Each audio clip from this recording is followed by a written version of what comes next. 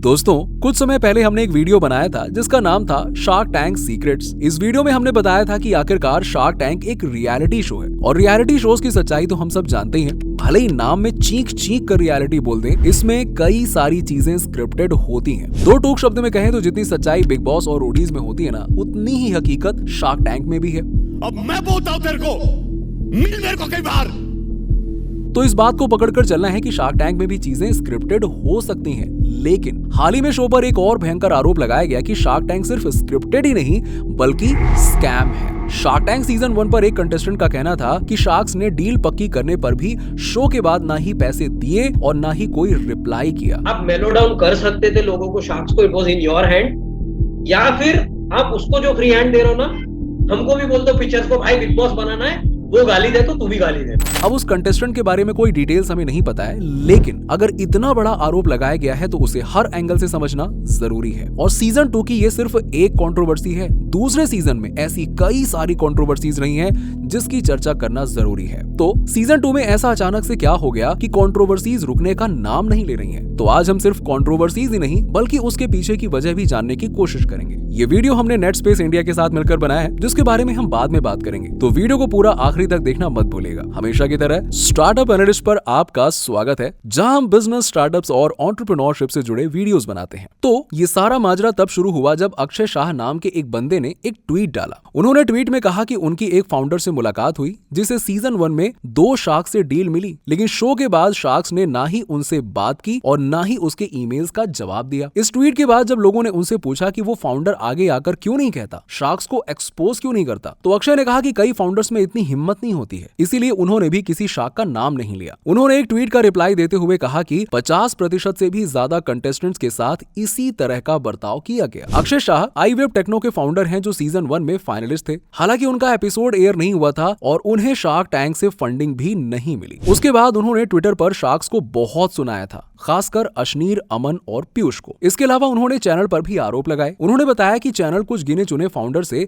ज्यादा तैयारी करवा लेता है और उनकी शार्क्स के साथ भी कई बातों पर अनबन हुई। अब उन्होंने कहा कि उनके साथ 7 लाख से भी ज्यादा बच्चे जुड़े हैं। तो अशनीर का रिप्लाई था कि ये डेटा तो किलो के भाव में चांदनी चौक पे मिलता है, इसमें क्या हो गया। जिसका जवाब उन्होंने दिया कि ये नेम, प्लेस, एनिमल, थिंग्स वाला कोई डेटा तो है नहीं जो फंडिंग या फिर वैल्यूएशन के लिए उन्होंने निकाला था। उन्होंने कहा कि अमन को कंपनी के नाम और लोगों से तकलीफ थी। जैसे कि आप देख सकते हो, अक्षय की तरफ से कई सारे एलिगेशंस लगाए गए हैं। अब हमारे पास कोई सबूत तो है नहीं जिससे पता चले कि इसमें सच्चाई कितनी है। तो जितना हम एनालाइज कर सकते हैं उतना हम एनालाइज करने की कोशिश करेंगे।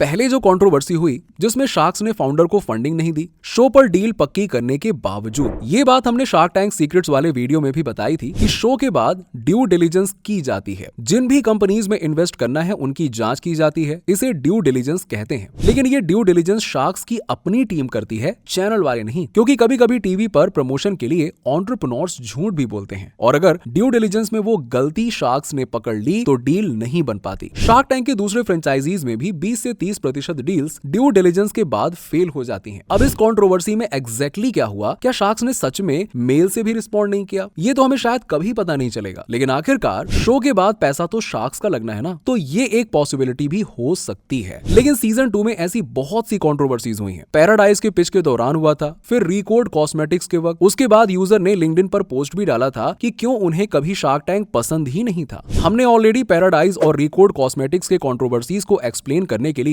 वीडियोस बनाए हैं। पैराडाइज में तो फिर भी शार्क्स के बीच में लड़ाई हुई, लेकिन रिकॉर्ड कॉस्मेटिक्स को डील ही नहीं मिली। हमने रिकॉर्ड वीडियो में बताया था कि क्यों उन्हें डील नहीं मिली। जितने भी शार्क्स हैं वो एंटरप्रेन्योर पहले हैं, बाद में इन्वेस्टर हैं। एक अनुपम को छोड़कर अगर देखें तो सारे के सारे शार्क्स अपनी खुद की कंपनीज के लिए जाने जाते हैं, इन्वेस्ट की गई कंपनीज के लिए नहीं। तो कल को अगर विनीता, जो खुद शुगर की को फाउंडर है, वो रिकॉर्ड कॉस्मेटिक्स में इन्वेस्ट करें और रिकॉर्ड शुगर से आगे निकल जाए, तो शुगर के इन्वेस्टर तो यही सोचेंगे ना कि विनीता तो दोनों तरफ से माला माल हो रही है, इसीलिए वो कॉन्फ्लिक्ट ऑफ इंटरेस्ट बन जाता है। अगर आप इस कंट्रोवर्सी को डिटेल में समझना चाहते हैं तो आप ये वीडियो चैनल पर देख सकते हैं। और यही वजह है कि लिंक्डइन पोस्ट में शार्क्स की क्रेडिबिलिटी पर भी प्रश्न उठाए गए। सवाल ये था कि शार्क्स, जिनकी खुद की कंपनी घाटे में चल रही है, वो किस मुंह से एंटरप्रेन्योर्स को सलाह दे सकते हैं। एक लंबे चौड़े पोस्ट में उस यूजर ने शार्क्स की कंपनीज के लॉसेस गिनवाए। उन्होंने शार्क टैंक इंडिया को यूएस के शार्क टैंक से भी कंपेयर किया। इतना ही नहीं, उन्होंने शार्क टैंक इंडिया को एकता कपूर के शो से भी कंपेयर किया। आरपीजी ग्रुप के मिलेनियर चेयरमैन हर्ष गोयनका ने भी अपने ट्वीट में सारे शार्क से कंपनीज के लॉसेस गिनवाए। तो दोस्तों एक एक करके समझते हैं। पहली बात, शार्क टैंक के अलग अलग फ्रेंचाइजी होने की वजह है अलग देशों में अलग तरीके, अलग ढंग और अलग मार्केट्स। और इंडिया जैसे देश में जहां हर 5 किलोमीटर पर लोग खाना और कपड़े बदलते हैं, वहां बिजनेस कितने अलग होंगे, ये सोचने वाली बात है। दूसरा, ये बात भी सच है कि बोर्ड के अलावा ऑलमोस्ट सभी शार्क्स के कंपनीज लॉस में हैं। लेकिन प्रॉफिट और लॉस तो हर कंपनी में होते हैं, और जब शार्क्स की तरह multi million billion dollar unicorn companies के लॉसेस होते हैं तो वो करोड़ों में होते हैं।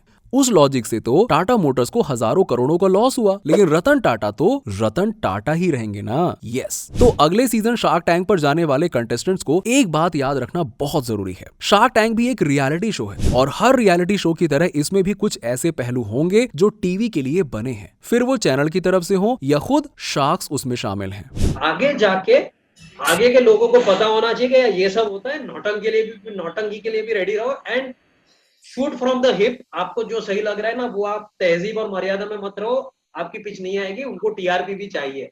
हाँ, ये बात सच है कि शार्क टैंक पर एयर होने के बाद अचानक से कंपनी को उस मंच की ताकत दिखाई देती है। नए ट्रैफिक की वजह से वेबसाइट क्रैश होती है, नए ऑर्डर्स प्लेस होते हैं, अगर डील मिली तो माला माल है, और नहीं मिली तो भी फ्री प्रमोशन तो है ही है। लेकिन हीरो तो हमेशा हीरो ही रहेगा। शार्क टैंक नहीं तो कुछ और सही। रिकॉर्ड को टैंक पर डील नहीं मिली, लेकिन उनके स्किल्स और हुनर से लोग बेखबर नहीं थे। 9 फरवरी को रिकॉर्ड ने प्री सीरीज ए राउंड में पैसे उठाए। क्विक हील टेक्नोलॉजीज के सीटीओ संजय खटकर भी इस राउंड में इन्वेस्टर थे। शार्क टैंक पर जितने भी ई कॉमर्स बिजनेस आते हैं, ये सब अपने अपने डोमेन रजिस्टर करते हैं। सबका खुद का वेबसाइट होता है। अगर आप भी अपनी वेबसाइट शुरू करना चाहते हैं तो नेटस्पेस इंडिया आपका वन स्टॉप शॉप है। एक वेबसाइट चालू करने के लिए आपको डोमेन नेम के साथ वेब होस्टिंग की भी जरूरत पड़ती है।